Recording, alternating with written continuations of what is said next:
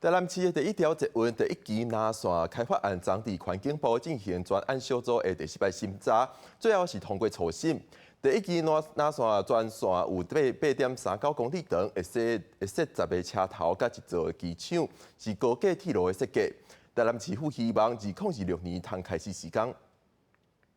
六大都市内底捷运建设规划较慢的台南市提出头一期南线开发案，拜五伫环境部进行宽屏的审查，全线长8.39公里，采高架式，会设置10座车站甲一座机场，经过永康区、东区甲仁德区，最后初审过关。第一阶段通过这个环评是一件大家所期待的事情，希望能够早日能够走完程序，赶快发包。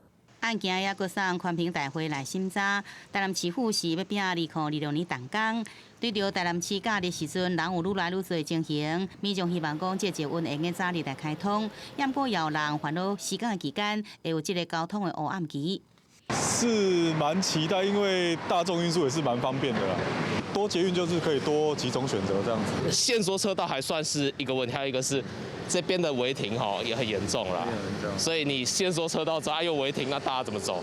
由机场所在地就伫卫福部刑康平附近，伫前一摆审查时就宽屏委员接机，施工所产生的二氧化氮浓度伤悬，烦恼的危害就医民众健康。也若开发单位是回应，已经拜访周边的医疗机构，已经同意啊。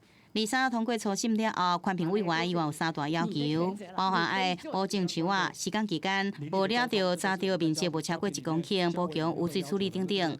记者综合报道。